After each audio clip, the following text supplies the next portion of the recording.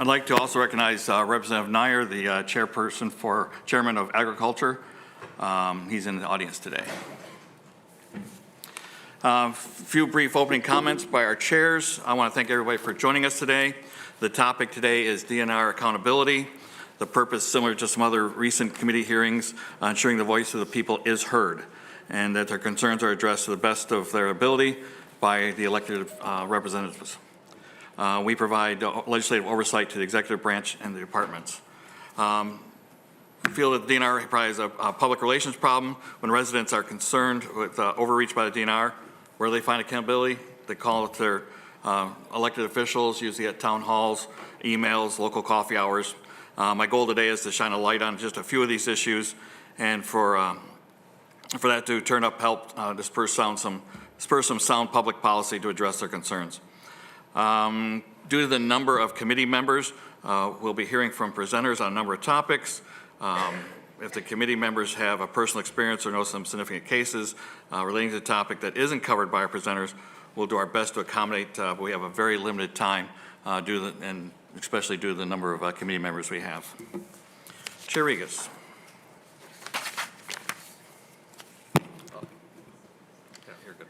Thank you, Mr. Chair. So, in the Weaponization of State Government Committee, we have listened to several instances and cases of extreme overreach and downright abuse from the department and from the DNR.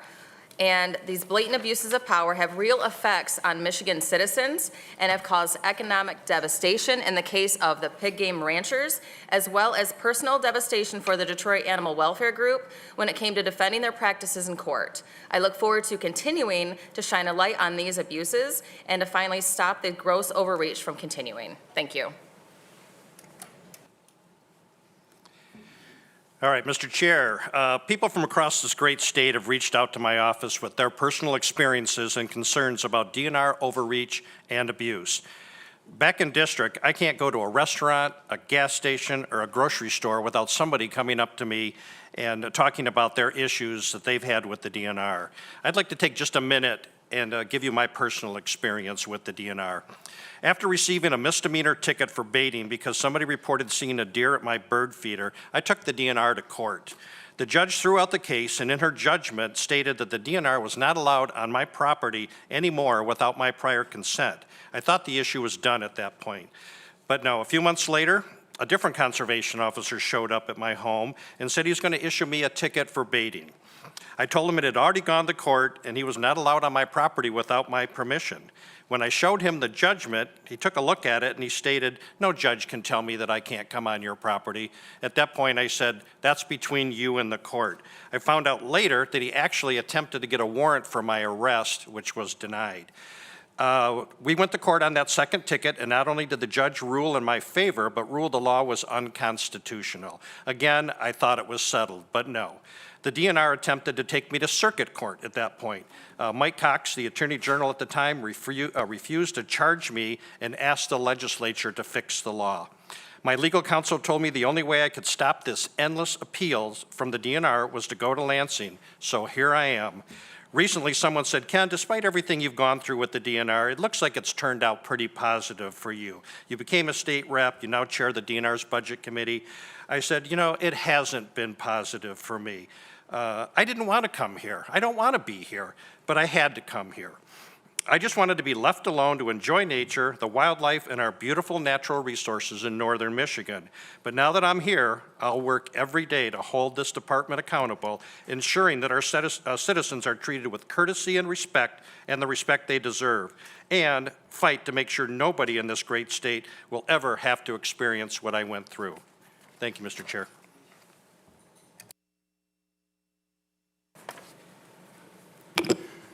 We're pleased to welcome avid Michigan outdoorsman Ted Nugent to our hearing today. Mr. Nugent is an outspoken proponent of our First and Second Amendment rights, has organized thousands of pro-Second Amendment and pro-freedom events. He's dedicated to preserving our great outdoor Michigan heritage for future generations. And by the way, he does some music on the side. Thank you very much. I'm honored to be here, and I just hope everybody listens to Ken Barton's words. Because if you're going to represent we the people, these atrocities and these abuses of power are so widespread. And I'm more interested in this gathering, we the people, than this gathering. Because as a lifetime sportsman and conservation born in Detroit in 1948, we were the #1 conservation state in the nation. More family hours of recreation, more revenues generated, and more opportunities to optimize the wildlife biodiversity balance. Now, I want to set the table clear here today because there are some people in this room that are stupid enough to listen to the lying, anti-hunting media that have lied and falsely accused me of violations. I abide by the law. Before I go deer hunting, I buy a deer license. I examine where I can deer hunt with what weapon. My dad raised me in the discipline of conservation, marksmanship, safe gun handling, and the perfection of venison as the healthiest diet in the world. And now Michigan is now the laughing stock in the nation. As Representative Borton explained, I can cry tears of blood up here. There's no place I go where families don't come up to me with horror stories of being given a ticket because he has a salt block on his farm. And they'll do it under the lie of chronic wasting disease that has been proven scientifically. This is not a guitar player's hunch. The science is in. People can't get chronic wasting disease from a deer. Look it up. I looked it up. I studied with Dr. James Kroll and Dr. Christopher Seabury. People can't get chronic wasting disease. And you can't mitigate it because it's the same scientific encephalopathy as scabies in sheep. And once it's in the soil, it's there forever.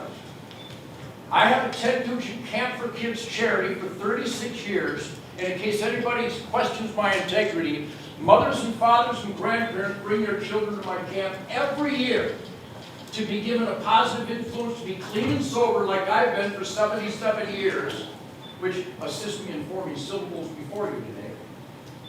Because I was disciplined to be an asset to God's miraculous renewable creation that is the job, the responsibility, the moral duty of the Natural Resource Commission that they have violated, and the Department of Natural Resources that they have violated, where wildlife must be managed based on carrying capacity of the habitat, optimizing that habitat, not just for game species, but for songbirds and endangered species. The hunters and fishermen and trappers of this great state and nation are responsible for the healthiest wildlife populations since the 1700s. I hope you're registering this information, because when I've testified before, I've testified the irrefutable truth, logic, and common sense that if I move apples closer to my terminally ill young boy, because when boys and girls are about to die, for years they've asked to go hunting with Ted Nugent before they die. Is there a more powerful connection than that? There isn't. And according to the DNR and the NRC, those billions of apples falling from the trees in Michigan are somehow going to cause a disease if I move them. That's insanity. And the people who enforce it and create these policies would qualify as insane. And they've ran people out of this state. An 18-year-old boy who got into bow hunting because of my TV show got a ticket because his bow case wasn't zipped up. There's a law in Michigan that wildlife policy has to be based on science. What's the science of a bow case? So I got rid of that law. When I started hunting, some man thought he had control whether I hunted out of a tree or not. Is that man in attendance here that has control over my tree climbing? No man has control over my tree climbing.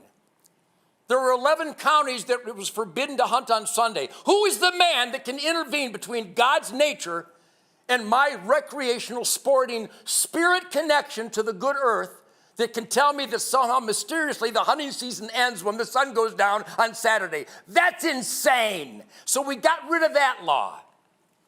I beg you, on behalf of the people that come up to me every day, get rid of these insane violations of Prop G that says the game laws have to be based on science. And then the DNR sued me, and it said in the suit, this is funny. This is funny. They claim I had feral Russian boar. Well, for all of you who went to school in America, feral is an escaped domestic animal. My pigs were on the preserve. They hadn't escaped, so I'm being sued for something that doesn't exist. And Russian boar, there's no such species as a Russian boar. A Russian boar can only be a male pig that lives in Russia. It's not a species. I asked them, would you sue me for having pterodactyls? Because I have as many pterodactyls as I have feral Russian boar. And after tens of thousands of wasted hard-earned dollars, some judge finally went, yeah, I guess they're not feral and they're not Russian and some of them are females. I hope this pisses you off because everybody that comes up to me is just livid. The DNR and the NRC have chased families out of the sport over absolutely insane anti-nature, anti-science regulations. The sandhill crane is a federal migratory game bird.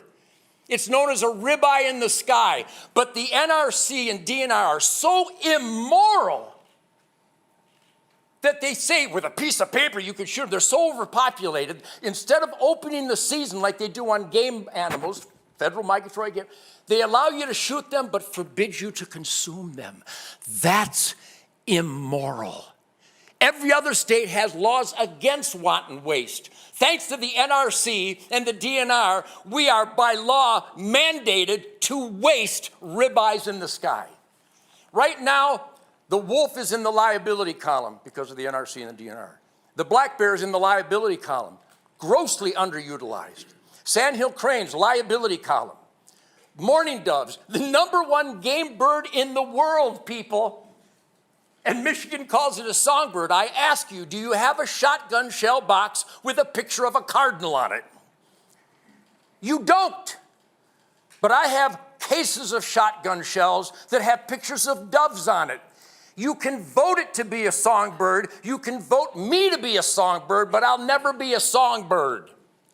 You can't vote a game animal to be a songbird, but they did it. That's immoral. I beg of you, go back to sound science and put these magnificent creatures in the asset column, like moral, conscientious conservation people. The DNR and the NRC are the enemies of conservation in Michigan. I implore you, in the once great state of Michigan, the once #1 hunting state in the nation, let's return it to that responsible conservation, wise use ethic. Because right now, we are going down the toilet of abuse of power and violations of science. Thank you for hearing me today, but I'm trying to convey the passion and the anger that I am subjected to everywhere I go because they know I've got a big mouth, which is what the Founding Fathers wanted all of us to do, by the way. Question authority, stand up for God, family, country, God's miraculous creation, and be stewardships of these precious resources. That's what I am. And the people against me are against those perfect conservation ethics. Thank you for hearing me today.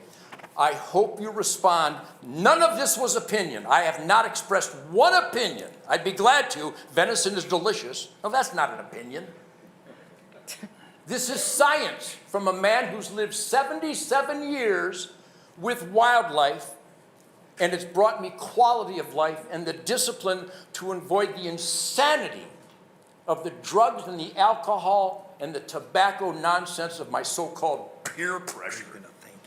I don't have any peers, and the only person who can pressure me is Mrs. Nugent. Thank you for hearing me. I hope the truth, logic, and common sense of my testimony resonates and is responded to with a sense of decency for the very financial foundation of conservation and wildlife reverence in the great state of Michigan. Thank you very much.